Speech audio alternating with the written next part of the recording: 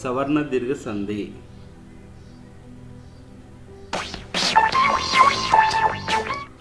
సవర్ణ దీర్ఘ సంధి.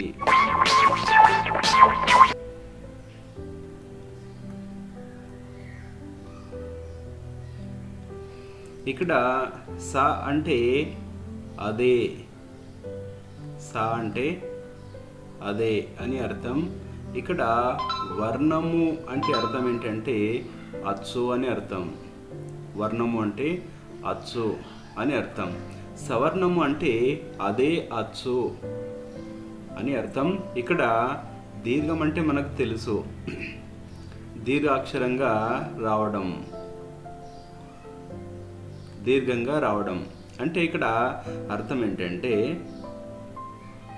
అచ్చుకు అదే అచ్చు కలిస్తే ఆ అనేటటువంటి దీర్ఘం వస్తుంది. ఈ రకంగా చెప్పుకునేటటువంటి సంధి సవర్ణ దీర్ఘ సంధి.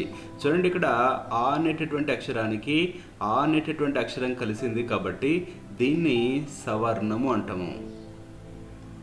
దీన్ని సవర్ణము అంటాము. ఒకవేళ ఆ అనే అచ్చుకు ఈ అనే అచ్చు కలిసిందనుకో దీన్ని అసవర్ణము అంటాము. దీన్ని అసవర్ణము అని అంటాం. కాబట్టి మనకి ఇక్కడ సంధి ప్రకారం ఏంటి, ఇక్కడ సవర్ణ దీర్ఘ సంధి.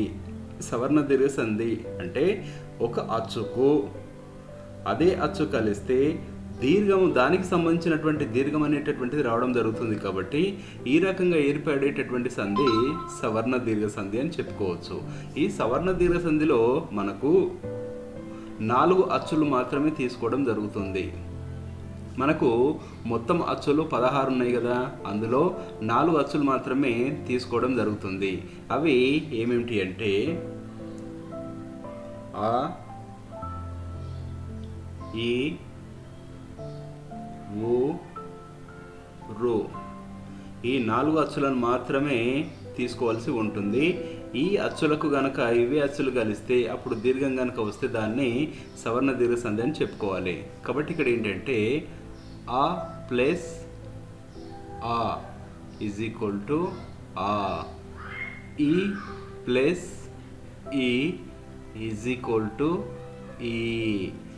నెక్స్ట్ ఊ ప్లస్ ఊ ఈజ్ ఈక్వల్ టు ఊ. రు ప్లస్ రు ఈజ్ ఈక్వల్ టు రు. కాబట్టి ఈ రకంగా మనకు ఈ 4టితో మాత్రమే ఈ యొక్క సవర్ణ దీర్ఘ సంధి ఏర్పడుతుంది. ఇప్పుడు మనము కొన్ని ఉదాహరణలు గమనిద్దాం.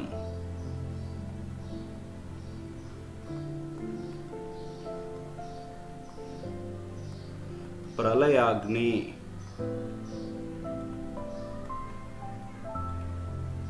ప్రళయాగ్ని అనేటటువంటి పదాన్ని విడదీస్తే మనకు ఏమొస్తుందంటే ప్రళయ ప్లస్ అగ్ని. చూడండి, ఇక్కడ యా అనేటటువంటి అక్షరంలో ఇక్కడ ఈ ప్రళయ అనేటటువంటి ఈ పదాన్ని పూర్వపదం అంటాం. ప్రళయ అనేటటువంటి పదాన్ని పూర్వపదం అంటాం. ఇక్కడ ఈ అగ్ని అనేటటువంటి పదాన్ని పరపదం అంటాం.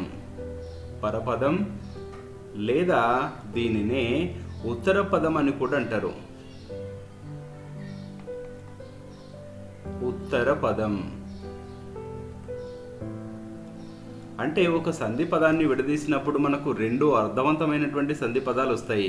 ఇక్కడ 1వ పదాన్ని పూర్వపదం అంటాము, ఇక 2వ పదాన్ని పరపదం లేదా ఉత్తర పదం అని పిలుచుకోవడం జరుగుతుంది. చూడండి, ఇక్కడ ప్రళయ అనేటటువంటి పూర్వపదంలో యా అనేటటువంటి చివరి అక్షరం తీసుకోవాలి. ఎప్పుడైనా సరే గుర్తుంచుకోండి, మొదటి పదంలో చివరి అక్షరం తీసుకోవాలి, 2వ పదంలో మొదటి అక్షరం తీసుకోవాలి. ఎందుకంటే ఈ రెండిటి మధ్యనే సంధి జరుగుతుంది. అందుకే పూర్వపదంలో చివరి అక్షరం తీసుకోవాలి, ఉత్తర పదంలో మొదటి అక్షరం తీసుకోవాలి. చూడండి, ఇక్కడ పూర్వపదంలో చివరి అక్షరం యా ఉంది. యాలో మనకు ఏ అచ్చు పలకబడుతుందంటే ఆ అనేటటువంటి అచ్చు పలకబడుతుంది. ఇక్కడ యా యొక్క పూర్వరూపం అంటే యా అనేటటువంటి అక్షరం ఎలా ఏర్పడింది అంటే యు ప్లస్ ఆ, యు ప్లస్ ఆ. కాబట్టి దీంట్లో ఉన్నటువంటి అచ్చు ఏంటి ఇక్కడ ఆ. అందుకే యా అంటే ఆ అనేటటువంటి అచ్చు పలకబడుతుంది. ఇక ఉత్తర పదంలో మొదటి అక్షరం ఏముంది, మొదటి అచ్చు ఏముంది, ఆ ఉంది. కాబట్టి ఇక్కడ ఆకు ఆ అనేటటువంటిది కలిస్తే ఇక్కడ ఆ అనేటటువంటి దీర్ఘాక్షరం రావడం జరుగుతుంది.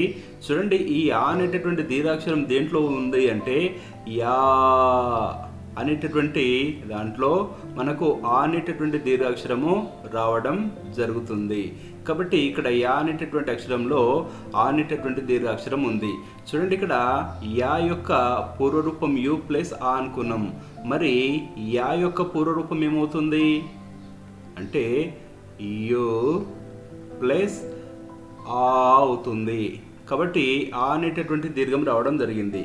చూడండి, ఇక్కడ ఆ అనేటటువంటి అక్షరానికి అచ్చుకు ఆ అనేటటువంటి అచ్చు కలిస్తే ఇక్కడ ఆ అనేటటువంటి దీర్ఘం రావడం జరుగుతుంది. కాబట్టి మనకు సవర్ణ దీర్ఘ సంధి ప్రకారము మనకు ఇది సరిపోతుంది. అంటే ఆ అనేటటువంటి అచ్చుకు ఆ అనేటటువంటి అచ్చు కలిస్తే ఆ అనేటటువంటి దీర్ఘం రావడం జరుగుతుంది. కాబట్టి ఇది సవర్ణ దీర్ఘ సంధి అని చెప్పుకోవచ్చు.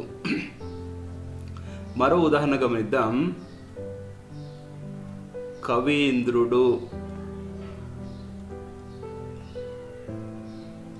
కవీంద్రుడు ఈ పదాన్ని విడదీస్తే మనకు ఏమొస్తుందంటే కవి ప్లస్ ఇంద్రుడు.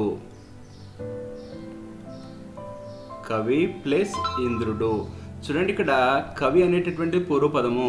ఇక్కడ వి అనేటటువంటి అక్షరాన్ని పలికితే మనకు వి అనేటటువంటి అక్షరంలో ఈ అనేటటువంటి అచ్చు రావడం జరుగుతుంది. అదేవిధంగా పూర్వపదంలో ఉత్తర పదం లోపల మొదటి అక్షరం ఏముంది, మనకు మొదటి అచ్చు ఈ ఉంది. కాబట్టి ఈకు ఈ కలిస్తే మనకు ఈ అనేటటువంటిది దీర్ఘంగా రావడం జరుగుతుంది. ఈ అనేటటువంటి దీర్ఘము ఏ అక్షరంలో ఉంది గమనించండి. ఇగో వి అనేటటువంటి అక్షరంలో మనకు ఈ అనేటటువంటి దీర్ఘాచ్చు రావడం జరుగుతుంది. కాబట్టి మనకు సవర్ణ దీర్ఘ సంధి ప్రకారము ఇగో ఈ అనేటటువంటి అక్షరానికి ఈ అనేటటువంటి అక్షరం కలిస్తే ఇగో ఈ అనేటటువంటి అక్షరం కలిస్తే ఈ అనేటటువంటి దీర్ఘం రావడం జరుగుతుంది. కాబట్టి ఇక్కడ మనకు ఈ అనేటటువంటి దీర్ఘము వచ్చింది. కాబట్టి ఇది కూడా సవర్ణ దీర్ఘ సంధి పదం అని మనము చెప్పుకోవచ్చు.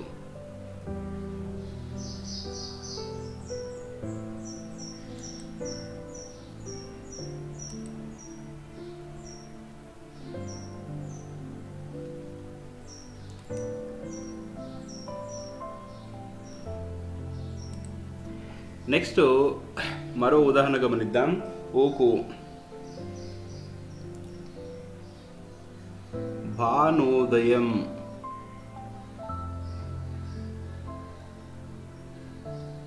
భానోదయం ఈ పదాన్ని విడదీస్తే మనకి ఏమొస్తుంది, భాను ప్లస్ ఉదయం. భాను ప్లస్ ఉదయం అనేటటువంటి రెండు పదాలు రావడం జరుగుతుంది. చూడండి, ఇక్కడ ను అనేటటువంటి అక్షరంలో మనకు ఏ అచ్చు వస్తుంది, ఊ అనేటటువంటి అచ్చు రావడం జరుగుతుంది. అదేవిధంగా ఉత్తర పదంలో మొదటి అక్షరం ఏముంది, మనకు ఊ అనేటటువంటి అచ్చు ఉంది. కాబట్టి ఊకు ఊ అనేటటువంటి అచ్చు కలిస్తే మనకు ఊ అనేటటువంటి దీర్ఘాచ్చు రావడం అనేటటువంటి జరుగుతుంది. ఈ నువ్వు అనేటటువంటి దీర్ఘాచ్చు దేంట్లో వచ్చిందంటే చూడండి, ఇగో నువ్వు అనేటటువంటి అక్షరాన్ని గనక మనం పలికినట్లయితే మనకు ఊ అనేటటువంటి దీర్ఘాచ్చు వచ్చింది. కాబట్టి ఈ ఊ అనేటటువంటిది నువ్వులో ఉంది. అందుకే ఇది కూడా సవర్ణ దీర్ఘ సంధి అని చెప్పుకోవచ్చు. కాబట్టి సవర్ణ దీర్ఘ సంధి ప్రకారము ఊకు ఊ కలిస్తే మనకేమొస్తుంది, ఊ అనేటటువంటి దీర్ఘం వస్తుంది. కాబట్టి ఇది కూడా సవర్ణ దీర్ఘ సంధి ప్రకారం పని అని చెప్పుకోవచ్చు. నెక్స్ట్ రూకు రూ కలిస్తే రూ అనేటటువంటి దీర్ఘము వస్తుంది. కదా. కాబట్టి ఇది ఉకారానికి సంబంధించినటువంటి ఉదాహరణ. నెక్స్ట్ రుకారానికి సంబంధించినటువంటి ఉదాహరణ చూద్దాం. ఇక్కడ రూకు సంబంధించినటువంటి ఉదాహరణలు చాలా తక్కువ ఉంటాయి.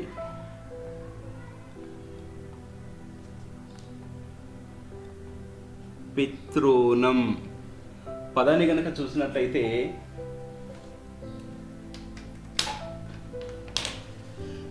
ఇక్కడ పితృణం అనేటటువంటి పదాన్ని కనుక చూసినట్లయితే దీన్ని విడేస్తే మనకి ఏమొస్తుంది? పితృ ప్లస్ రుణం. పితృ ప్లస్ రుణం. ఇక్కడ చూడండి, ఇక్కడ త్రు అనేటటువంటి అక్షరాన్ని పలికితే మనకు దీంట్లో రు అనేటటువంటి అచ్చు వస్తుంది. అదేవిధంగా ఉత్తర పదంలో మొదటి అచ్చు ఏముంది? ఇక్కడ రు ఉంది. కాబట్టి రూకు రూ కలిస్తే రూ అనేటటువంటి దీర్ఘం రావడం జరుగుతుంది. ఈ రూ అనే దీర్ఘం దేంట్లో వచ్చింది చూడండి ఒకసారి. త్రూ అనేటటువంటి దాన్ని అనే అక్షరాన్ని పలికితే మనకు రూ అనేటటువంటి దీర్ఘం రావడము జరుగుతుంది. కాబట్టి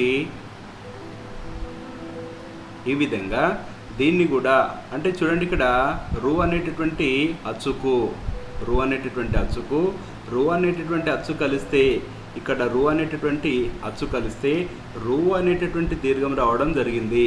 ఇక్కడ రూ అనేటటువంటి దీర్ఘం రావడం జరిగింది. కాబట్టి ఇది కూడా సవర్ణ దీర్ఘ సంధి అని చెప్పుకోవచ్చు. గుణసంధి.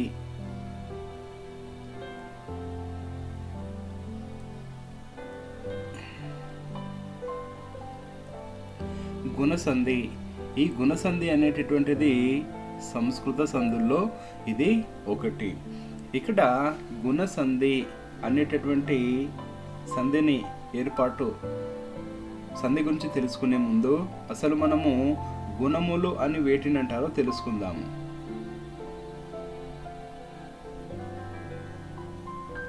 గుణములు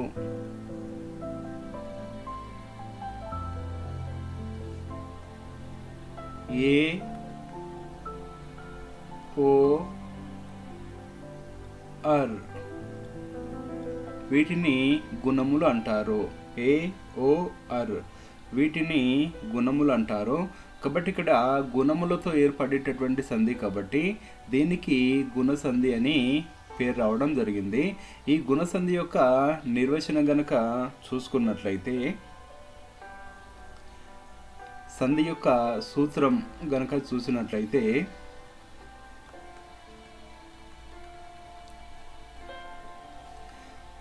అకారానికి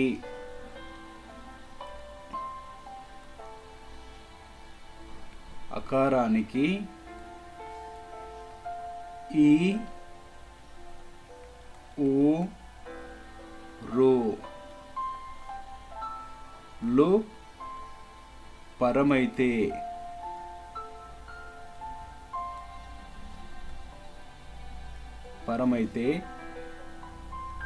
ఏ ఓ అర్ లు ఏకాదేశంగా వస్తాయి.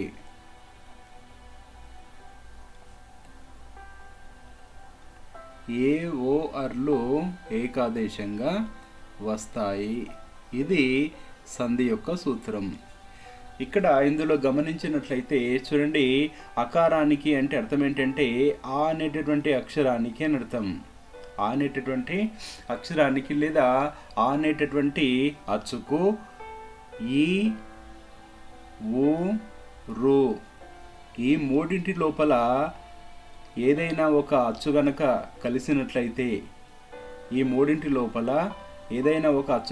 కలిసినట్లయితే ఏమొస్తుందంటే ఏ ఓ అర్లు రావడం జరుగుతుంది. కాబట్టి ఇక్కడ పరమైతే అంటే అర్థం ఏంటంటే కలిస్తే అని అర్థం. అంటే అకారానికి ఈ ఊ రులు కలిస్తే ఏ ఓ అర్లు అనేటటువంటివి రావడం జరుగుతుంది. దీన్ని ఒక బాక్స్ రూపంలో ముందుగా వేసుకుందాం. ఆ ప్లస్ ఈ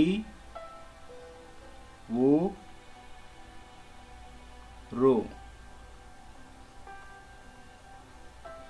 ఏ ఓ ఆర్. ఇది గుణసంధి పట్టిక.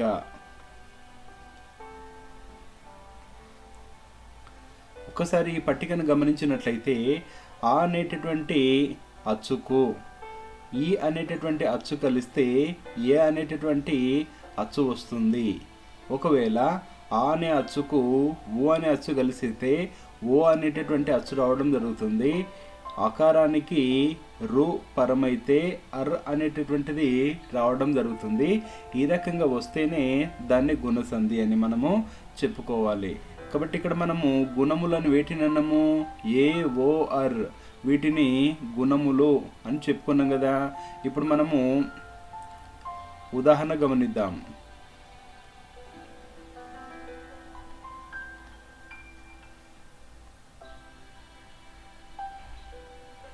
దేవేంద్రుడు.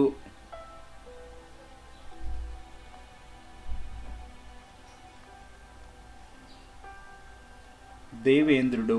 ఈ దేవేంద్రుడు అనేటటువంటి పదాన్ని మనం విడదీస్తే మనకేమొస్తుంది? దేవ ప్లస్ ఇంద్రుడు.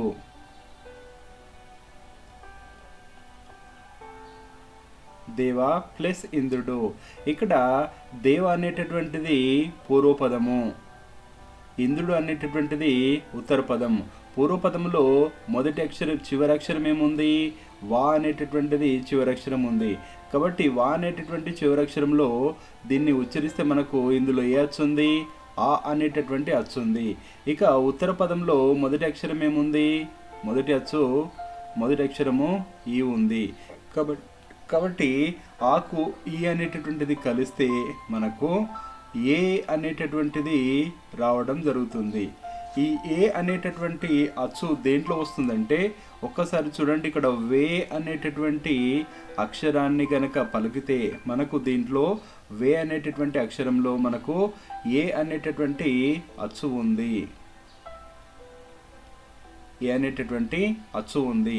కాబట్టి మనకు సంధి సూత్రం ప్రకారము ఇగో ఆకారానికి ఈ కలిస్తే ఏ రావాలి. అకారానికి ఈ కలిస్తే ఏ వస్తుంది.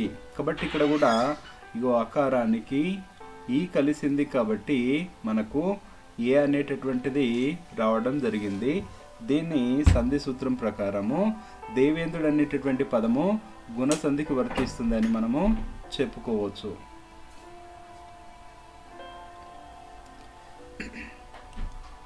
తర్వాత మరొక ఉదాహరణ గమనిద్దాం. సూర్యోదయం.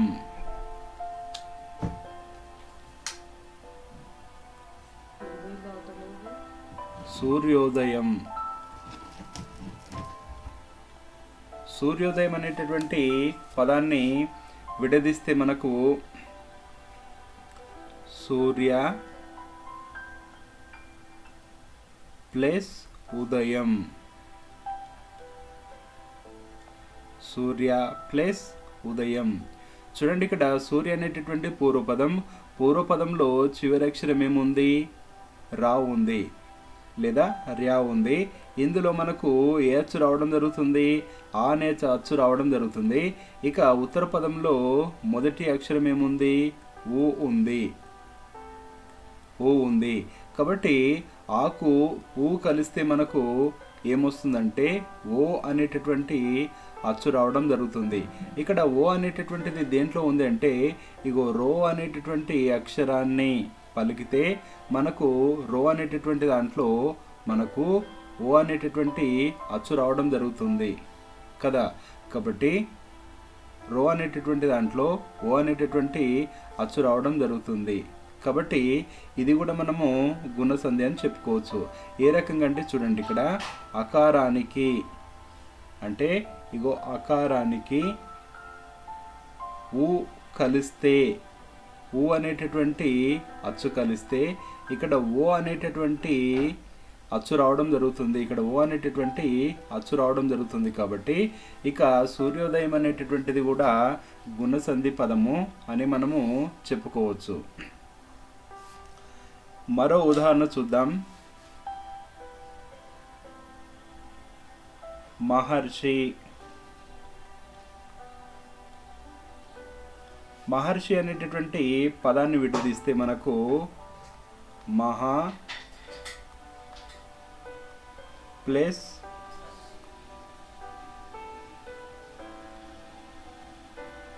ఋషి అనేటటువంటి పదం వస్తుంది. మహా ప్లస్ ఋషి అనే పదం వస్తుంది. కాబట్టి ఇక్కడ ఏంటంటే హాలో మనకు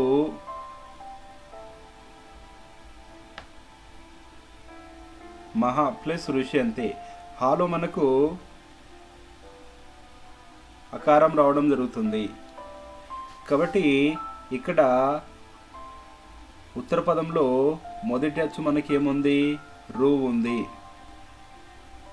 కాబట్టి ఆకు రు అనేటటువంటిది కలిస్తే మనకు అర్ అనేటటువంటిది రావడం జరుగుతుంది. అర్ అనేది దేంట్లో ఉందంటే చూడండి, ఇక్కడ హర్షి అనేటటువంటి దాంట్లో మనకు హర్ ఉంది చూడండి.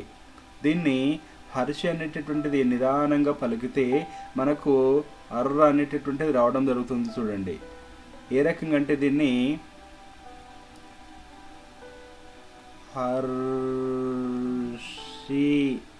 అని రాస్తాం కదా. హర్షి అనేటటువంటి దాంట్లో మనకు ఇగో హర్షి అనేటటువంటి దాంట్లో అర్ర అనేటటువంటిది రావడం జరుగుతుంది. కాబట్టి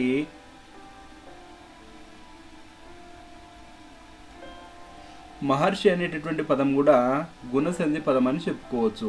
చూడండి మళ్ళీ ఒకసారి, ఇగో అకారానికి రుకారం కలిస్తే, రు అనేటటువంటి అక్షరం కలిస్తే, ఇగో అకారానికి రు అనేటటువంటి అక్షరం కలిస్తే అర్ అనేటటువంటిది రావాలి. కాబట్టి మనకి ఇక్కడ అర్ అనేటటువంటిది వచ్చింది. దేంట్లో వచ్చింది? హర్షి అనేటటువంటి దాంట్లో అర్ అనేది రావడం జరిగింది. కాబట్టి మహర్షి అనేటటువంటి పదం కూడా గుణసంధి పదం అని మనము చెప్పుకోవచ్చు. ఈ రకంగా గుణములతో ఏర్పడేటటువంటి సంధి కాబట్టి దీనికి గుణసంధి అనేటటువంటి పేరు రావడం జరిగింది.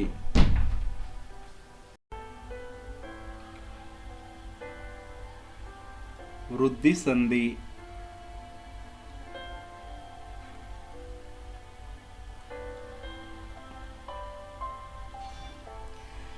వృద్ధి సంధి అనేటటువంటిది కూడా ఇది సంస్కృత సంధుల్లో ఒకటి. కాబట్టి ఈ వృద్ధి సంధి ఎలా ఏర్పడుతుందంటే, మొదట వృద్ధి సంధి గురించి తెలుసుకునే ముందు మనము వృద్ధులు అని వేటినంటారో తెలుసుకోవాలి.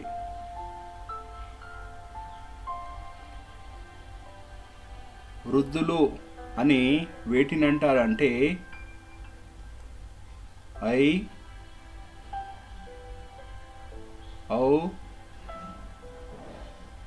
ఆర్ ఈ మూడు అక్షరాలను వృద్ధులు అని అంటారు. కాబట్టి ఈ మూడు అక్షరాలతో ఏర్పడేటటువంటి సంధి వృద్ధి సంధి. ఈ మూడు అక్షరాలతో ఏర్పడుతుంది కాబట్టి దీనికి వృద్ధి సంధి అని పేరు రావడం జరిగింది. ఈ వృద్ధి సంధి సూత్రం గమనిద్దాం. వృద్ధి సంధి యొక్క సూత్రం ఏమిటి అంటే, అకారానికి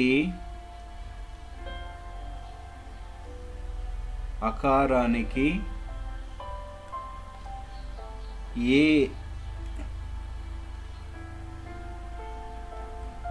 ఐలు పరమైతే,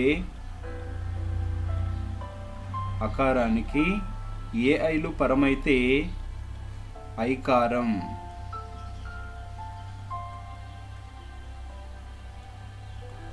కమ ఓ ఔలు పరమైతే, ఓ ఔలు పరమైతే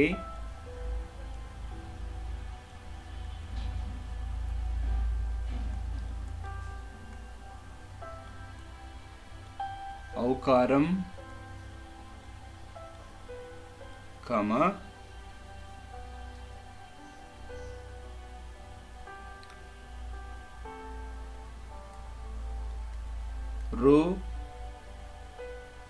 రులు పరమైతే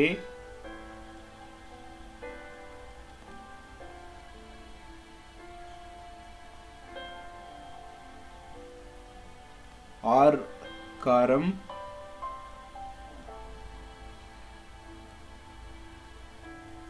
ఏకాదేశంగా వస్తాయి.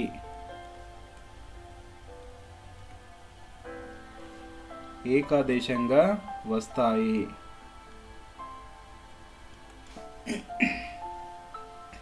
చూడండి, సంధి సూత్రం ప్రకారము అకారానికి అంటే అర్థం ఏంటంటే ఆ అనేటటువంటి అక్షరానికి లేదా ఆ అనేటటువంటి అచ్చుకు అనుకోవచ్చు. అంటే ఆ అనేటటువంటి అచ్చుకు ఏ లేదా ఐలు కలిస్తే అంటే ఏ అన్న కావచ్చు లేదా ఐ అన్నటువంటి కావచ్చు. ఏ ఐలు కలిస్తే ఐ కారం వస్తుంది. చూడండి, ఇక్కడ ఐ కారం అంటే అర్థం ఏంటంటే ఐ అనేటటువంటి అక్షరం రావడం జరుగుతుంది లేదా ఐ అనే అచ్చు రావడం జరుగుతుంది. ఒకవేళ అకారానికి ఓ లేదా ఔలు కలిస్తే ఔకారం అనేటటువంటిది రావడం జరుగుతుంది. అంటే ఔ అనేటటువంటిది రావడం జరుగుతుంది. ఒకవేళ అకారానికి రు లేదా రూలు కలిస్తే, ఇక్కడ పరమైతే అంటే కలిస్తే అని అర్థం. ఒకవేళ కలిస్తే ఆర్ అనేటటువంటిది రావడం జరుగుతుంది. ఈ రకంగా ఏర్పడితే అది వృద్ధి సంధి అని చెప్పుకోవచ్చు. దీనికి పట్టిక గనక చూసుకున్నట్లయితే అకారానికి ఏ లేదా ఐ, ఓ లేదా ఔ, రు లేదా రూలు కలిస్తే ఐ, ఔ, ఆర్ అనేటటువంటివి రావడం జరుగుతుంది. ఇది వృద్ధి సంధి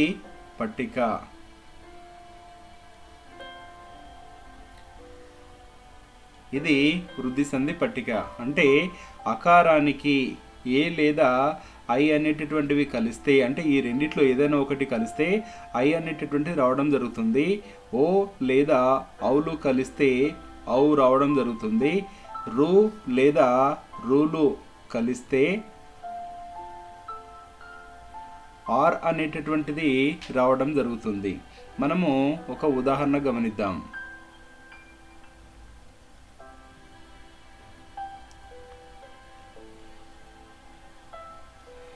వసుదైక,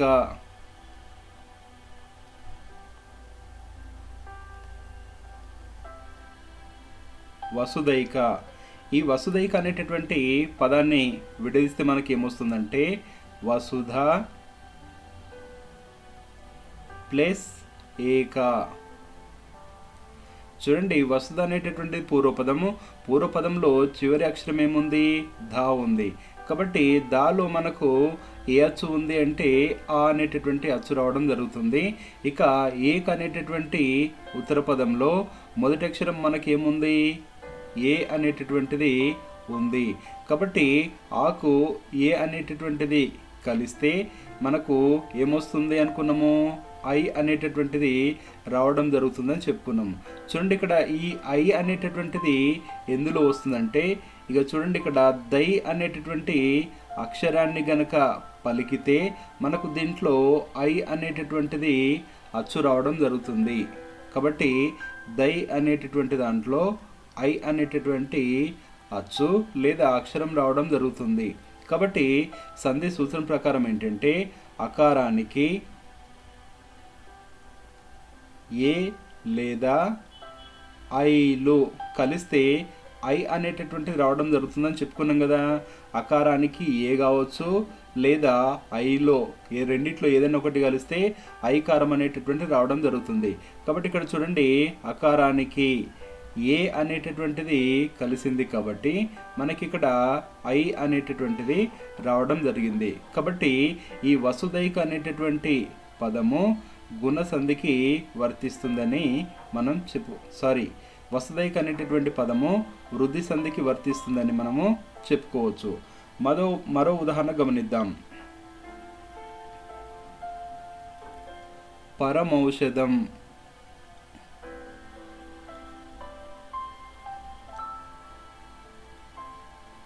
పరమౌషధం ఈ పదాన్ని విడదీస్తే మనకు ఏమొస్తుంది? పరమ ప్లస్ ఔషధం. ఇక్కడ పరం అనేటటువంటి పూర్వపదంలో చివరక్షరం ఏముంది? మనకు మా ఉంది. కాబట్టి మాలో మనకు ఏ అచ్చు రావడం జరుగుతుంది? ఆ అనేటటువంటి అచ్చు రావడం జరుగుతుంది. ఇక్కడ ఉత్తర పదంలో మొదటి అక్షరం మనకి ఏముంది? ఐ ఉంది, ఔ ఉంది. కాబట్టి అకారానికి ఔ అనేటటువంటిది కలిస్తే ఏమొస్తుందని మనం ఇంతకుముందు చెప్పుకున్నాం. ఔ అనేటటువంటిది రావాలి. ఈ ఔ అనేటటువంటిది దేంట్లో వచ్చిందంటే చూడండి, ఇక్కడ మౌ అనేటటువంటి అక్షరాన్ని పలికితే మనకు దీంట్లో ఔ అనేటటువంటిది రావడం జరుగుతుంది.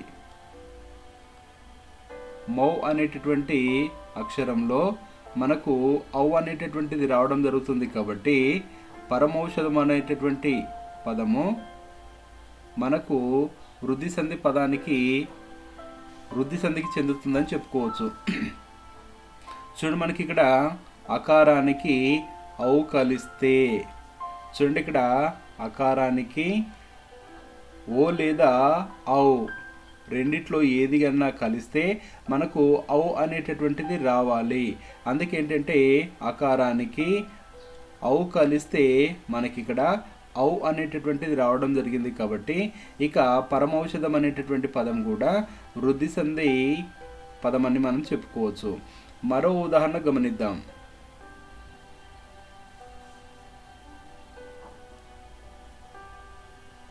రుణార్ణం.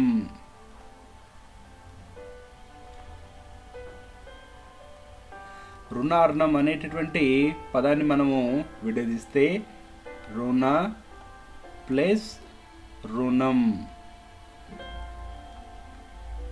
రుణ ప్లస్ రుణం అనేటటువంటి పదాలు రావడం జరుగుతుంది.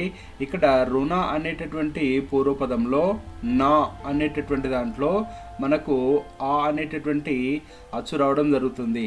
పైగా రుణం అనేటటువంటి ఉత్తర పదంలో మనకు మొదటి అచ్చు రు అనేటటువంటిది ఉంది. కాబట్టి అకారానికి రు అనేటటువంటిది పరమైతే కలిస్తే ఆర్ అనేటటువంటిది మనకు రావాలి. కాబట్టి ఇక్కడ ఈ ఆర్ అనేటటువంటిది మనకు ఎందులో ఉంది చూడండి, ఇక్కడ నార్నం అనేటటువంటి దాంట్లో మనకు ఆర్ అనేటటువంటిది ఉంది. దీన్ని నార్నం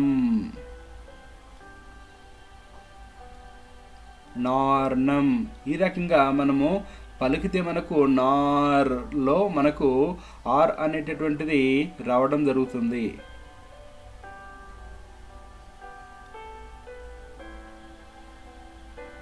కాబట్టి అకారానికి రు కలిస్తే ఆర్ అనేటటువంటిది రావడం జరిగింది. కాబట్టి చూడండి, ఇక్కడ అకారానికి రు లేదా రు రెండిట్లో ఏది కలిసినా సరే ఆర్ అనేటటువంటిది రావడం జరగాలి. కాబట్టి అకారానికి రు కలిసింది కాబట్టి ఆర్ అనేటటువంటిది రావడం జరిగింది. కాబట్టి ఇక్కడ రుణార్ణం అనేటటువంటి పదం కూడా వృద్ధి సంధికి చెందినటువంటి పదం అని మనము చెప్పుకోవచ్చు.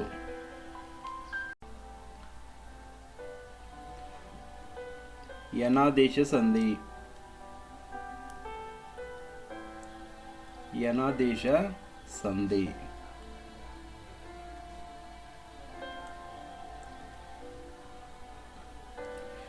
ఈ యనాదేశ సంధి అనేటటువంటిది కూడా సంస్కృత సంధుల్లో ఇది ఒకటి. యనాదేశ సంధి అని ఎందుకు చెప్పుకోవాలి అంటే ముందుగా ఎన్నులు అనేటటువంటి వాటి గురించి తెలుసుకుందాం.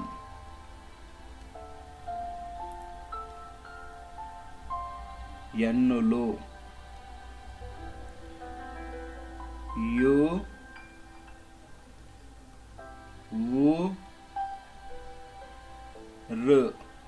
వీటిని ఎన్నులని పిలుస్తారు. యు ఊ రు. కాబట్టి ఎన్నులతో చేసేటటువంటి సంధి కాబట్టి దీనికి యనాదేశ సంధి అని పేరు రావడం జరిగింది. మనకు సంధి పదం లోపల యావత్తు, వావత్తు, రావత్తు అనేటటువంటివి రావడం జరుగుతుంది. అందుకే వీటితో చేసేటటువంటి సంధి యనాదేశ సంధి. ఈ సంధికి సూత్రం గనక చూసినట్లయితే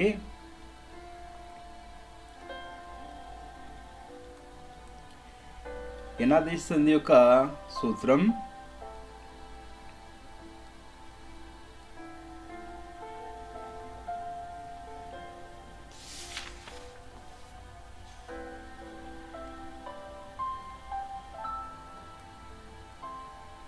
ఈ ఊ రు లకు అసవర్ణాచ్చులు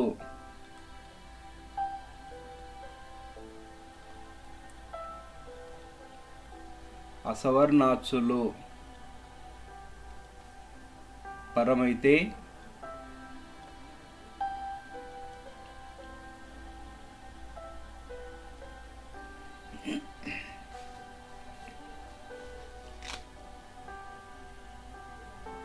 యా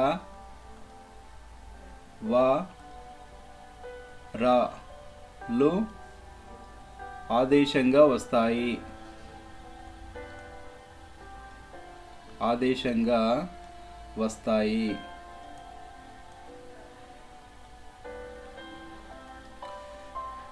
ఈ ఊ రు వీటికి అసవర్ణాచ్చులు గనక పరమైతే యా వా రాలు ఆదేశంగా రావడం జరుగుతుంది. ఇక్కడ చూడండి, యా అంటే యావత్తు అని అర్థం, వా అంటే వావత్తు అని అర్థం, రా అంటే రావత్తు. కాబట్టి యావారాలు రావడం జరుగుతుంది.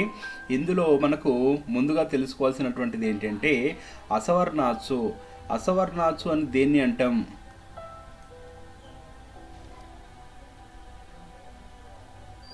అసవర్ణాచ్చు అంటే అర్థం ఏంటంటే అచ్చుకు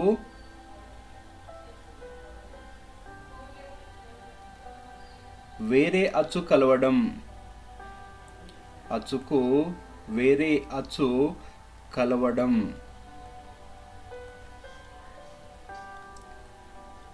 అచ్చుకు వేరే అచ్చు గనక కలిసినట్లయితే దాన్ని అసవర్ణం అని అంటారు. ఉదాహరణకు ఆ అనేటటువంటి అచ్చుకు ఈ అనేటటువంటి అచ్చు కలిసిందనుకోండి, ఈ అనేటటువంటి అచ్చును అసవర్ణం అంటాం. ఈ అనేటటువంటి దాన్ని అసవర్ణం అని అంటాము. కాబట్టి ఈ రకంగా అసవర్ణాచులు కలిస్తే, ఈ ఊ రులకు అసవర్ణాచులు కలిస్తే అప్పుడు యా వా రాలు ఆదేశంగా రావడం జరుగుతుంది. వీటికి పట్టిక గనక చూసినట్లయితే ఈ ఊ రు ప్లస్ అసవర్ణ అచ్చు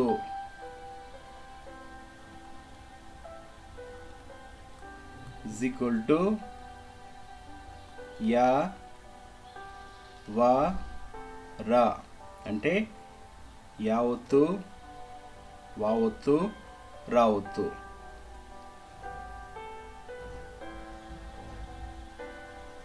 ఇది యనాదేశ సంధి పట్టిక.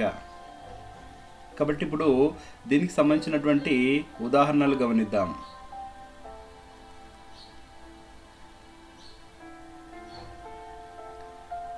ప్రత్యక్షం,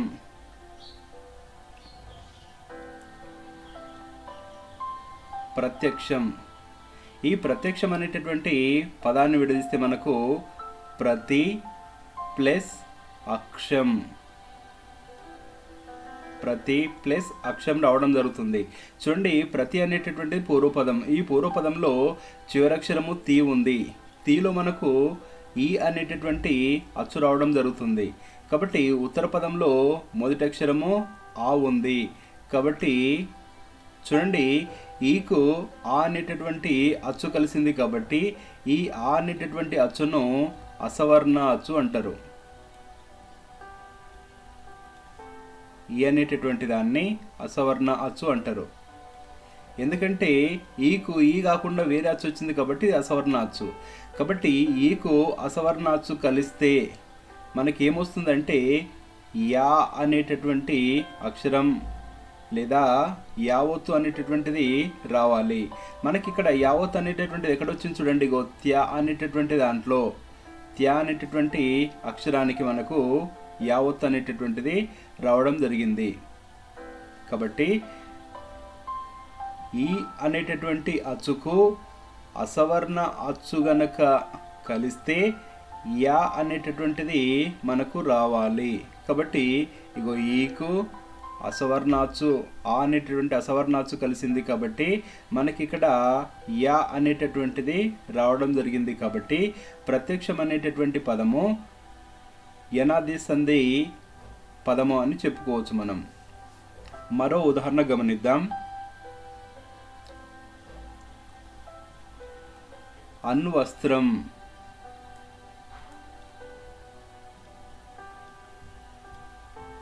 అన్వస్త్రం అనేటటువంటి పదాన్ని విడదీస్తే మనకి ఏమొస్తుంది?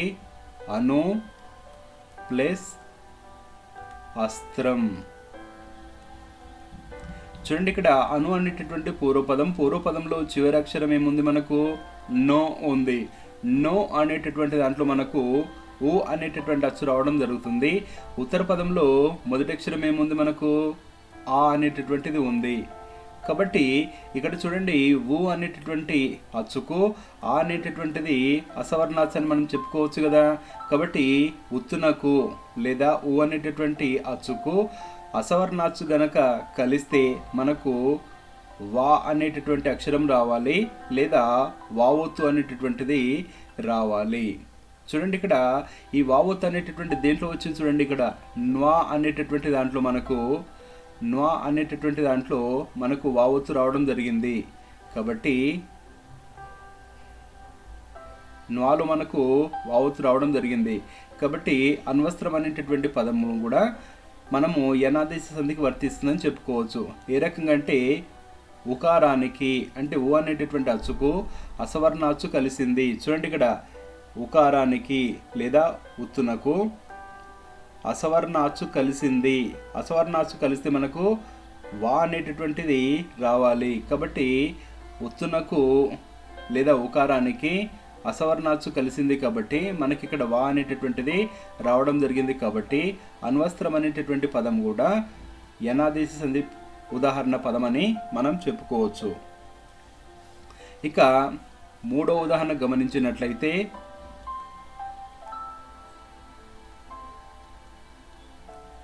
పిత్రంశ. ఈ పదాన్ని విడదీస్తే పితృ ప్లస్ అంశ. పితృ ప్లస్ అంశ అనేటటువంటి పదం వస్తుంది. ఇక్కడ పితృ అనేటటువంటిది పూర్వపదం. ఇక్కడ మనకు పూర్వపదంలో త్రు అనేటటువంటి చివరక్షరంలో మనకు ఏ అచ్చు రావడం జరుగుతుంది? రు అనేటటువంటి అచ్చు రావడం జరుగుతుంది. ఇక ఉత్తర పదంలో మొదటి అక్షరం మనకేముంది? ఆ ఉంది. కాబట్టి చూడండి, ఇక్కడ రు అనేటటువంటి అక్షరానికి ఇక్కడ ఆ అనేటటువంటి అక్షరము కలిసింది. కాబట్టి ఈ ఆ అనేటటువంటి అక్షరాన్ని మనము అసవర్ణ అచ్చు అనొచ్చు. అసవర్ణ అచ్చు అనుకోవచ్చు. కాబట్టి రో అనేటటువంటి దానికి ఆ అనేటటువంటి అసవర్ణ అచ్చు కలిసింది. కలిసినప్పుడు మనకి ఏమొస్తుంది? రా అనేటటువంటి అక్షరం లేదా రావత్తు అనేటటువంటిది రావాలి. ఈ రావత్తు అనేటటువంటి చూడండి, త్ర అనేటటువంటి అక్షరంలో మనకు రావత్తు అనేటటువంటిది ఉన్నది.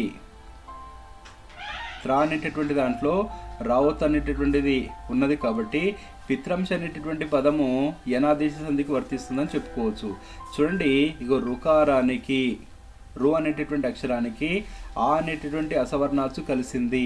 కాబట్టి రా అనేటటువంటి ఒత్తు రావడం జరిగింది. కాబట్టి రు అనేటటువంటి అక్షరానికి ఇక్కడ అసవర్ణాచ్చు కలిసింది కాబట్టి రావొత్తు అనేటటువంటిది రావడం జరిగింది, రు అనేటటువంటిది రావడం జరిగింది. కాబట్టి ఇక పిత్రంశ అనేటటువంటి పదం కూడా యనాదేశ సంధి పదం అని మనము చెప్పుకోవచ్చు. అనునాసిక సంధి.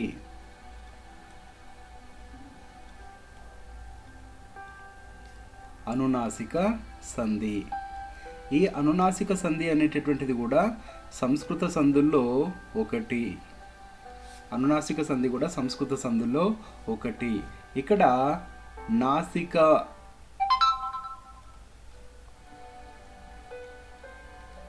నాసికము అంటే అర్థము ముక్కు. నాసికం అంటే ముక్కు అని అర్థం. అనునాసికాలు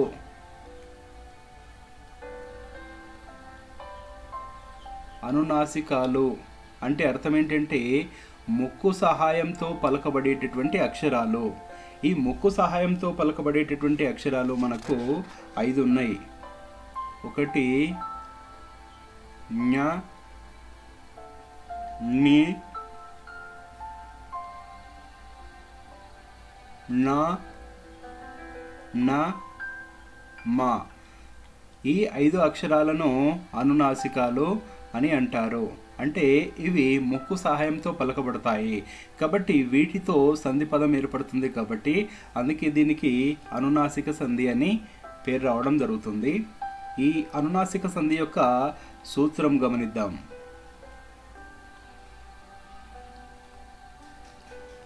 అనునాసిక సంధి యొక్క సూత్రం గమనించినట్లయితే క, చ, ట, త, ప. క, చ, ట, త, ప లకు అనునాసికాలు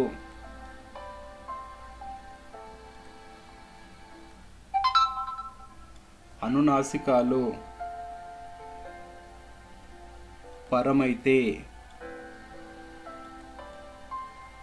అనునాసికాలు పరమైతే వర్గ పంచమాక్షరాలు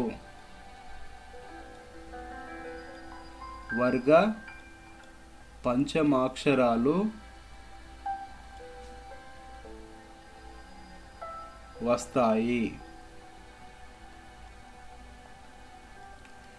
సంధి సూత్రం కనుక గమనించినట్లయితే చూడండి, క, చ, ట, త, ప అంటే ఈ క, చ, ట, త, ప అనేటటువంటి అక్షరాలకు అనునాసికాలు. అనునాసికాలు అంటే మనం ఏమనుకున్నాము? ముక్కు సహాయంతో పలకబడేటటువంటి అక్షరాలు అనుకున్నాం కదా. ఞ, ని, న, న, మ. కాబట్టి ఈ అక్షరాలు కనుక కలిసినట్లయితే వర్గ పంచమాక్షరాలు వస్తాయి. కాబట్టి ఇక్కడ ఏంటంటే మనకు కచట తప్పలు అంటే మనకు తెలుసు, అనునాసికాలు అంటే తెలుసు. ఇప్పుడు వర్గ పంచమాక్షరాలు అని వేటిని అంటారో ఒక్కసారి గమనిద్దాం. మనకు హల్లు లోపల కా నుండి మా వరకు ఉన్నటువంటి హల్లులన్నిటినీ 5 వర్గాలుగా విభజించడం జరిగింది. 5 వర్గాలుగా విభజించడం జరిగింది. అవేంటో ఇప్పుడు మనము గమనిద్దాం.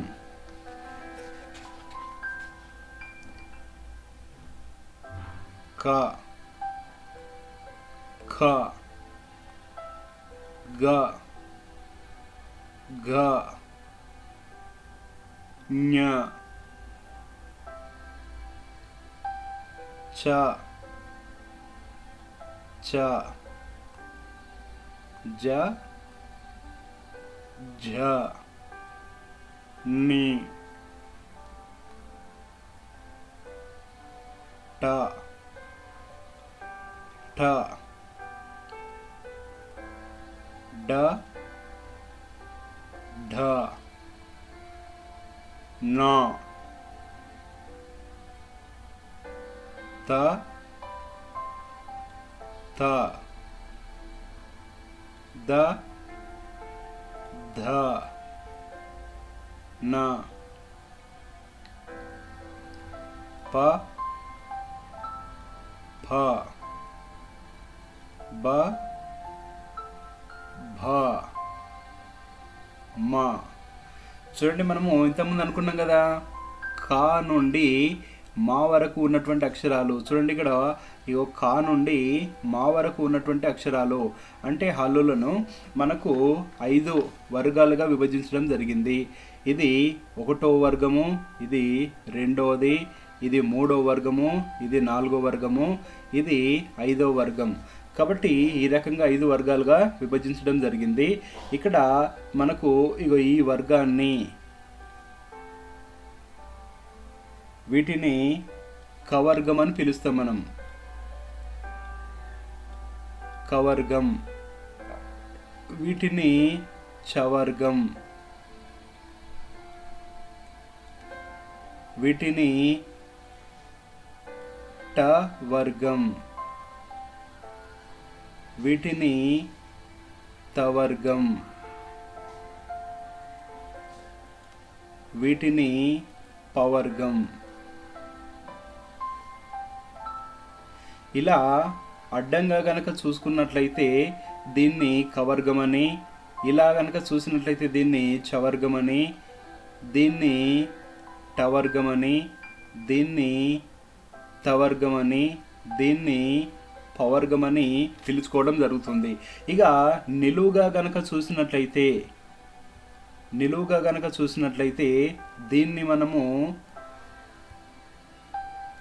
దీన్ని కూడా మనము వర్గం అని పిలుచుకోవాలి. కాబట్టి దీన్ని మనము ఏ వర్గం అంటే వర్గ ప్రథమాక్షరాలు అంటాం మనం. వర్గ ప్రథమాక్షరాలు.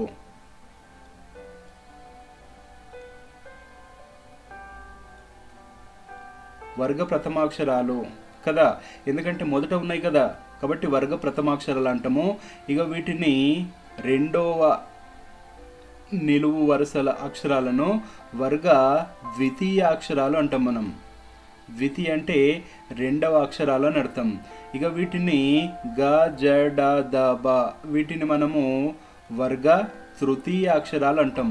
తృతీయ అంటే మనకు 3వ అని తెలుసు కదా. నెక్స్ట్ వీటిని 4వ నిలువు వరుసలో ఉన్నటువంటి దాన్ని, వీటిని వర్గ చతుర్థ అక్షరాలు అంటాం. వర్గ చతుర్థ అక్షరాలు అంటాము. ఇక 5వ నిలువు వరుసలో ఉన్నటువంటి అక్షరాలను వర్గ పంచమాక్షరాలు అంటాం. వర్గ పంచమాక్షరాలు.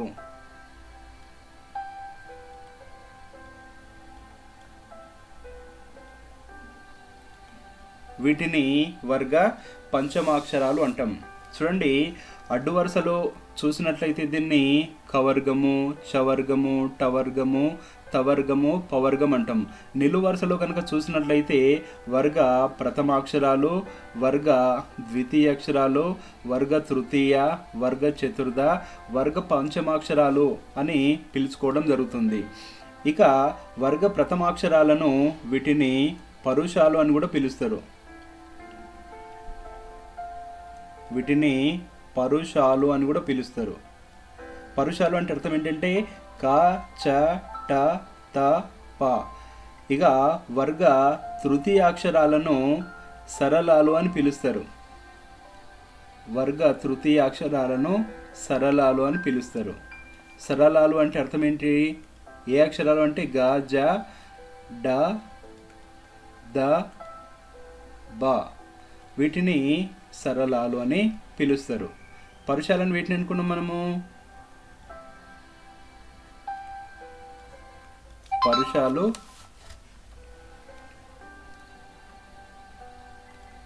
క, చ, ట, త, ప. కాబట్టి వర్గ ప్రథమాక్షరాలను పరుషాలను పిలుస్తారు. వర్గ తృతీయ అక్షరాలను సరళాలు అని పిలుచుకోవడం జరుగుతుంది. ఇప్పుడు మళ్ళొకసారి సంధి సూత్రం గమనించండి. క, చ, ట, త, ప లకు అంటే వీటిని మనం ఏమనుకోవచ్చు? వీటిని పరుషాలు అనుకోవచ్చు. కాబట్టి సంధి సూత్రం ప్రకారము పరుషాలకు అనునాసికాలు పరం అయితే అంటే కలిస్తే వర్గ పంచమాక్షరాలు వస్తాయి. ఇగో ఇవి వర్గ పంచమాక్షరాలు అని చెప్పుకున్నాం కదా. ఇప్పుడు మనము ఉదాహరణ గమనిద్దాం.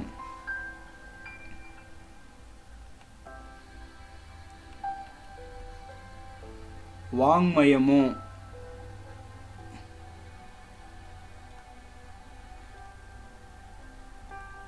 వాంగ్మయం. ఈ పదాన్ని విడదీసినట్లయితే మనకు వాక్ ప్లస్ మయం, వాక్ ప్లస్ మయం. చూడండి, ఇక్కడ వాక్ అనేటటువంటిది పూర్వపదం, ఇక్కడ కు ఉంది కదా, కాబట్టి ఇది కచట తపల్లో ఒకటి కదా.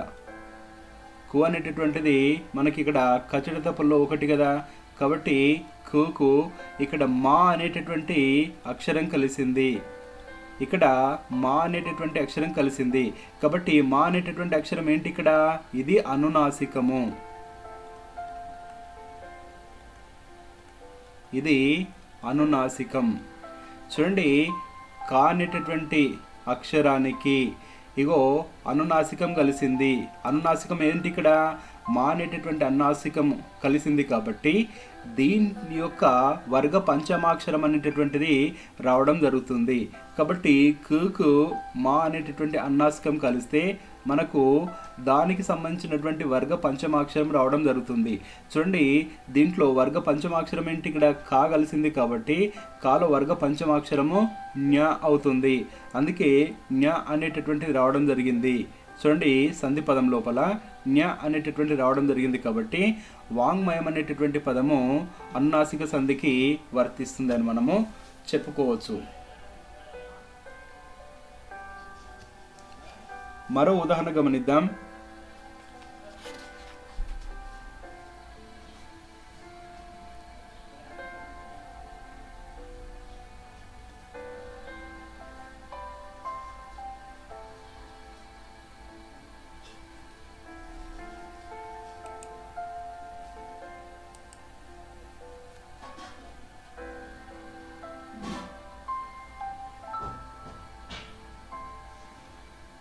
రాన్మణి,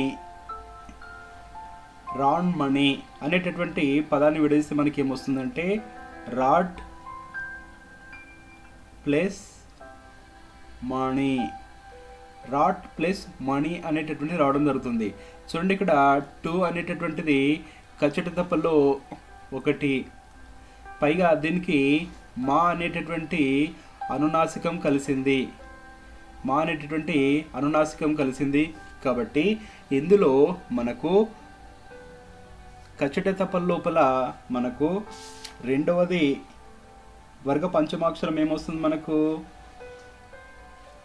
వర్గ పంచమాక్షరం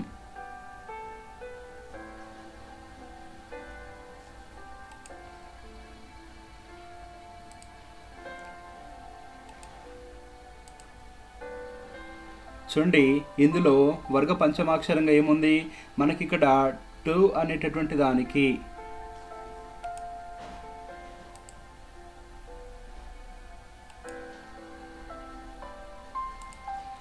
ఇక్కడ చూడండి, ఇక్కడ టు అనేటటువంటి దానికి మనకు అనునాసికం మా అనేటటువంటి అనునాసికం కలిసింది, కాబట్టి మనకు నా అనేటటువంటిది రావడం జరిగింది.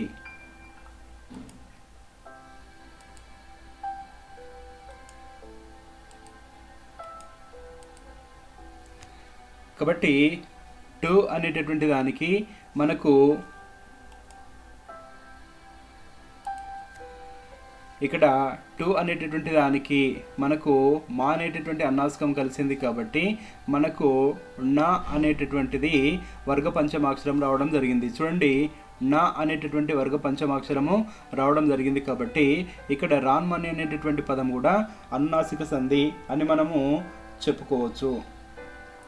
మరో ఉదాహరణ కనుక చూసినట్లయితే చిన్మయం, చిన్మయం. ఈ పదాన్ని విడదీస్తే చిత్ ప్లస్ మయం, చిత్ ప్లస్ మయం. ఇక్కడ చిత్ అనేటటువంటి పూర్వపదము, ఇందులో కచ్చట తపల లోపల తు అనేటటువంటి అక్షరానికి మా అనేటటువంటి అక్షరం కలిసింది. ఇక్కడ మా అనేటటువంటి అన్నాసికం కలిసింది కాబట్టి తూకు మా అనేటటువంటి అన్నాసికం కలిస్తే మనకు నా అనేటటువంటి వర్గ పంచమాక్షరం రావాలి. కాబట్టి ఇక్కడ చూడండి, నా అనేటటువంటి వర్గ పంచమాక్షరం వచ్చింది కాబట్టి చిన్మయం అనేటటువంటి పదం కూడా అనునాసిక సంధికి ఉదాహరణ అని మనము చెప్పుకోవచ్చు. ఇక మరో ఉదాహరణ గనక గమనించినట్లయితే జగన్నివాసుడు. జగన్నివాసుడు ఈ పదాన్ని విడదీస్తే మనకు జగత్ ప్లస్ నివాసుడు. జగత్ ప్లస్ నివాసుడు. చూడండి, ఇక్కడ జగత్ అనేటటువంటి పూర్వపదం లోపల తు అనేటటువంటి ఉంది, అంటే కచ్చట తపల్లో ఒక అక్షరం ఉంది. పైగా ఉత్తర పదంలో మొదటి అక్షరము నీ ఉంది. కాబట్టి నీ అనేటటువంటిది మనము అనునాసికము అని చెప్పుకున్నాం. నీ అనేటటువంటిది అనునాసికము. కాబట్టి తు అనేటటువంటి కచ్చట తపల్లో తు అనే దానికి నా అనేటటువంటి అనునాసికం కలిస్తే మనకు నా అనేటటువంటి వర్గ పంచమాక్షరం రావాలి. కాబట్టి చూడండి, నీ అనేటటువంటిది నా అనేటటువంటిది వర్గ పంచమాక్షరం. కాబట్టి జగన్నివాసుడు అనేటటువంటి పదం కూడా అనునాసిక సంధి అని మనం చెప్పుకోవచ్చు. ఈ రకంగా అనునాసికాలతో ఏర్పడేటటువంటి సంధి కాబట్టి ఇది అనునాసిక సంధి.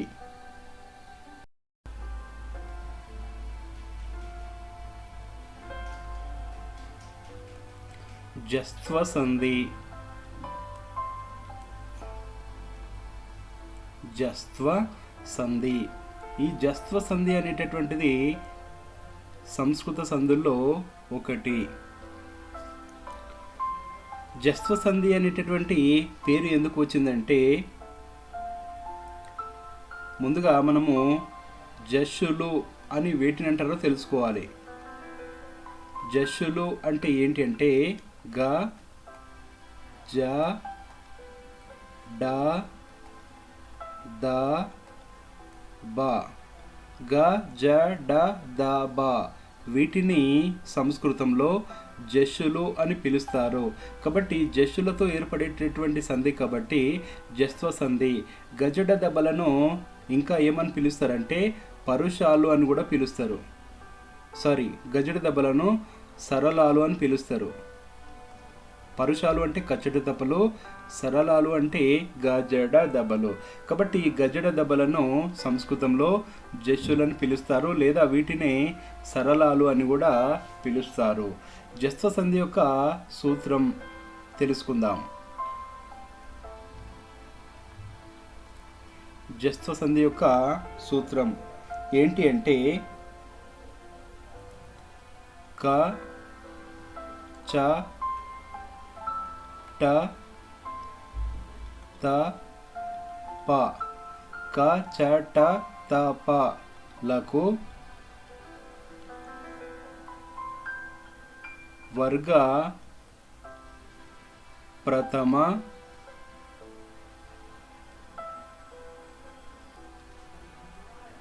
ద్వితీయ అక్షరాలు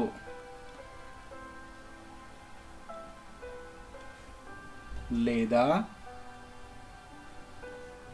షే ష స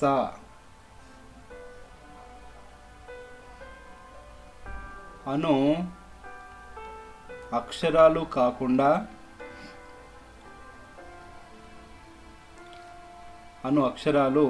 కాకుండా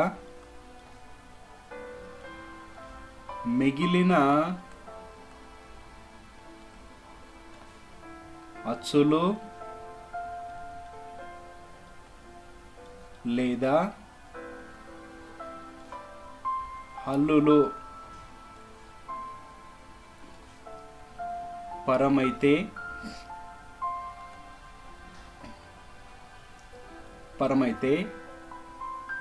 గ జ డ ద బ లు ఆదేశంగా వస్తాయి. ఆదేశంగా వస్తాయి. ఇది జస్త్వ సంధి యొక్క సూత్రం. మరోసారి గమనిద్దాం. క చ ట త ప లకు వర్గ ప్రథమ లేదా ద్వితీయ అక్షరాలు లేదా షే ష స అనేటటువంటి అక్షరాలు కాకుండా, అంటే ఈ అక్షరాలు కాకుండా, అంటే వర్గ ప్రథమాక్షరాలు, వర్గ ద్వితీయాక్షరాలు లేదా షే షా సా ఈ అక్షరాలు కాకుండా మిగిలినటువంటి అచ్చులు లేదా హల్లులు గనక పరమైతే అంటే కలిసినట్లయితే గ జ డ ద బ అనేటటువంటి అక్షరాలు రావడం జరుగుతుంది. వీటినే గజడ దెబ్బలను మనం ఏమనుకున్నాము? జస్సులు అనుకున్నాము. కాబట్టి జస్సులతో చేసేటటువంటి సంధి కాబట్టి ఇది జస్త్వ సంధి అని చెప్పేసుకున్నాం కదా. ఒకసారి చూడండి, కచ్చట తప్పలంటే మనకు తెలుసు. కచ్చట తప్పలకు క చ ట త ప. ఈ కచ్చట తప్పలకు వర్గ ప్రథమ లేదా ద్వితీయ లేదా షే షా సా అనేటటువంటి అక్షరాలు కాకుండా మిగిలినటువంటి అచ్చులు లేదా హల్లులు కలిస్తే మనము గజ్జడ దెబ్బలు వస్తాయి. కాబట్టి ఈ కచ్చట తప్పలు అనేటటువంటి వాటిని మనము పరుషాలు అని పిలుచుకుంటాం. పరుషాలు అని పిలుస్తాం. చూడండి, ఈ కచ్చట తప్ప అనేటటువంటివి వీటిని వర్గ ప్రథమాక్షరాలు అంటాం. వర్గ ప్రథమాక్షరాలు.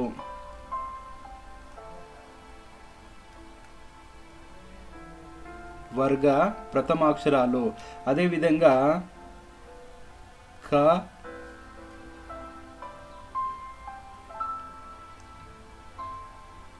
చ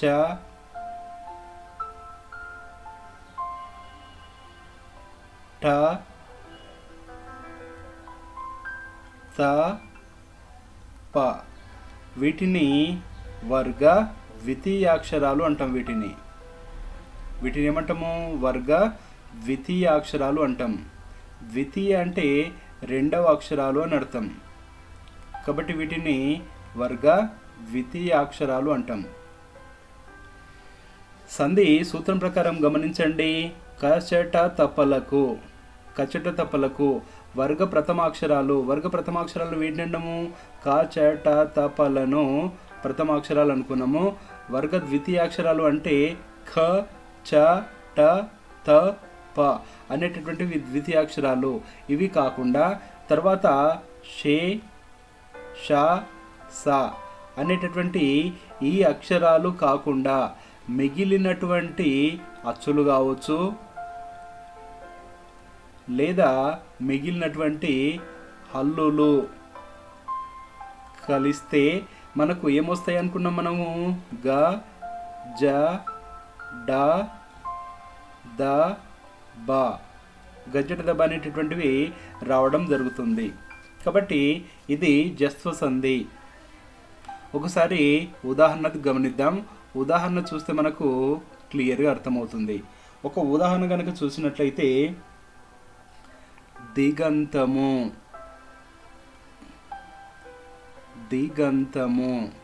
ఈ దిగంతం అనేటటువంటి పదాన్ని విడదీస్తే మనకు దిక్ ప్లస్ అంతము అనేది వస్తుంది. దిక్ ప్లస్ అంతము. చూడండి, ఇక్కడ దిక్ అనేటటువంటిది పూర్వపదం. పూర్వపదంలో మనకు చివరి ఏముంది? కు ఉంది. అంటే కచ్చట తప్పల్లో మనకు ఒకటి వచ్చేసింది. దీనికి ఏం కలిసింది? ఆ అనేటటువంటిది కలిసింది. చూడండి, ఈ ఆ అనేటటువంటిది వర్గ ప్రథమాక్షరాల్లో ఉందా అంటే ఇందులో లేదు. పోనీ వర్గ ద్వితీయాక్షరాల్లో ఉందా అంటే ఇందులో కూడా లేదు. పోనీ షే షా సా వీటిలో ఉందా అంటే వీటిలో కూడా లేదు. అంటే ఈ మూడిటిలో లేదు. ఈ మూడిటిలో లేకుండా ఇది ఒక అచ్చు కాబట్టి ఆ అనేటటువంటిది కలిసింది. అందుకే కు ఆ అనేటటువంటి అచ్చు కలిస్తే మనకు ఏమొస్తుందంటే గా అనేటటువంటి రావడం జరుగుతుంది. కాబట్టి చూడండి, ఇక్కడ కా అనేటటువంటి దానికి అచ్చు కలిసింది కాబట్టి మనకి ఇక్కడ గా అనేటటువంటి జస్సు రావడం జరిగింది. కాబట్టి గా అనేటటువంటి ఎక్కడ ఉంది? ఇగో ఇక్కడ ఉంది చూడండి. దీన్ని జస్సు అంటాము. దీన్ని ఏమంటాం మనము? జస్సు అంటాం. ఇక్కడ జస్సు అనేటటువంటిది రావడం జరిగింది కాబట్టి దీన్ని మనము జస్త్వ సంధి, దిగంతం అనేటటువంటి పదము జస్త్వ సంధి అని మనము చెప్పుకోవచ్చు. మరో ఉదాహరణ గమనిద్దాం. సదాచారం. సదాచారం ఈ పదాన్ని విడదీస్తే మనకి ఏమొస్తుంది? సత్ ప్లస్ ఆచారం. సత్ ప్లస్ ఆచారం. చూడండి, ఇక్కడ సత్ అనేటటువంటిది పూర్వపదం. సత్ అనే పూర్వపదంలో మనకి ఏముంది? త్ అనేటటువంటి అక్షరం ఉంది. చూడండి, త్ అనేటటువంటి కచ్చటి తప్పులో ఒక అక్షరం వచ్చేసింది కదా, తు అనే అక్షరం ఉంది. పైగా దీనికి ఆచారం అనేటటువంటి ఉత్తర పదంలో మనకు మొదట ఏముంది? ఆ అనేటటువంటి అక్షరం ఉంది. చూడండి, ఈ ఆ అనేటటువంటి అక్షరము వర్గ ప్రథమాక్షరాల్లో ఎక్కడెక్కడైనా ఉందా అంటే లేదు. పోని వర్గ ద్వితీయాక్షరాల్లో ఉందా అంటే లేదు. షే, షా, సా వీటిలో ఉందా అంటే లేదు. అంటే ఈ మూడిట్లో లేకుండా ఇది అచ్చుల్లో ఉంది కాబట్టి అచ్చు కలిసింది కాబట్టి ఇక్కడ మనకు నాలుగో అక్షరంగా ఉంది కాబట్టి ఇక్కడ మనకు నాలుగవ అక్షరం అనేటటువంటిది రావడం జరుగుతుంది. చూడండి, ఇక్కడ దా అనేటటువంటి అక్షరం రావడం జరిగింది కాబట్టి తకు ఇవి కాకుండా అచ్చు కలిసింది కాబట్టి దా అనేటటువంటి అక్షరము రావడం జరిగింది. ఈ దా అనేటటువంటిది ఏమనుకున్నాం? ఇది మనకు జస్సు అని చెప్పేసుకున్నాం కదా, కాబట్టి ఇది జస్త్వ సంధి. సదాచారం అనేటటువంటి పదము జస్త్వ సంధి అనేటటువంటి సంధికి ఉదాహరణగా మనం చెప్పుకోవచ్చు. ఈ రకంగా జస్సులతో ఏర్పడేటటువంటి సంధి కాబట్టి దీన్ని మనం జస్త్వ సంధి అని పిలుచుకోవాలి.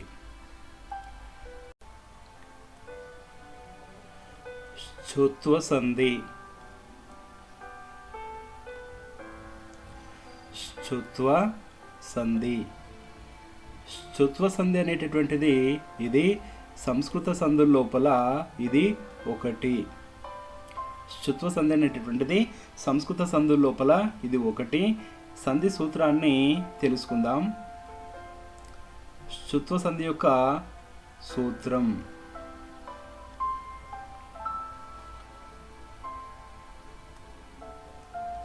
సకార తవర్గలకు షకార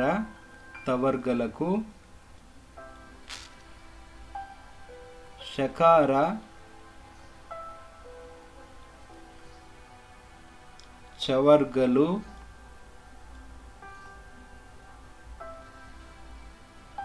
పరమైతే.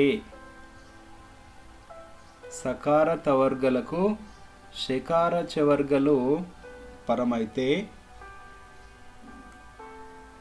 షకార చవర్గలే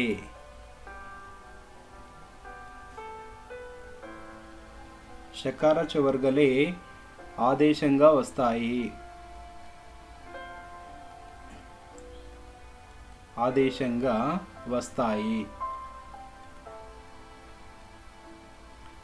ఇది శ్చుత్వ సంధి యొక్క సూత్రం.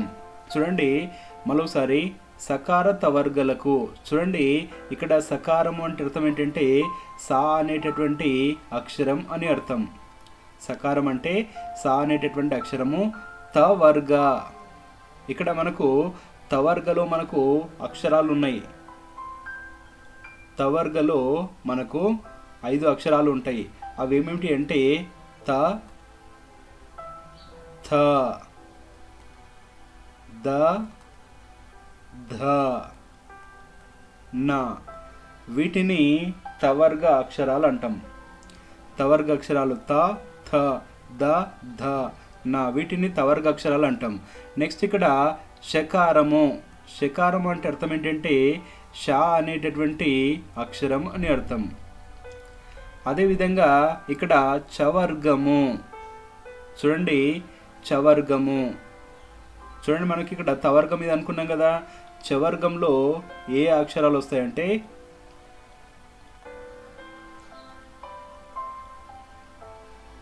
చ, ఛ, జ, ఝ, ని. చవర్గలో వచ్చేటటువంటి అక్షరాలు చ, ఛ, జ, జ, ని.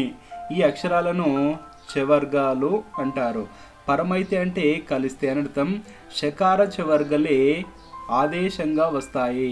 షకార చవర్గలు అంటే మనకేమనుకున్నాము అంటే ష అనేటటువంటి అక్షరము లేదా చవర్గము, ఈ చవర్గకు సంబంధించినటువంటి అక్షరాలే రావడం జరుగుతుంది. ఇప్పుడు ఒక ఉదాహరణ గమనిద్దాం.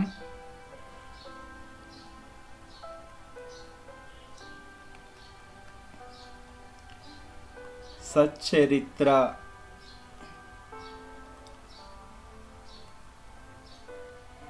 సచ్చరిత్ర అనేటటువంటి పదాన్ని విడదీస్తే మనకు సత్ ప్లస్ చరిత్ర అనేటటువంటి పదాలుగా విడిపోతుంది. చూడండి ఇక్కడ సత్ అనేటటువంటిది పూర్వపదము. పూర్వపదంలో మనకు చివర ఏ అక్షరం ఉంది? త్ అనేటటువంటి అక్షరం ఉంది. కాబట్టి ఇది తవర్గలో ఇది ఒక అక్షరం కదా, కాబట్టి తవర్గలో ఇది ఒక అక్షరం. అంటే చూడండి పూర్వపదం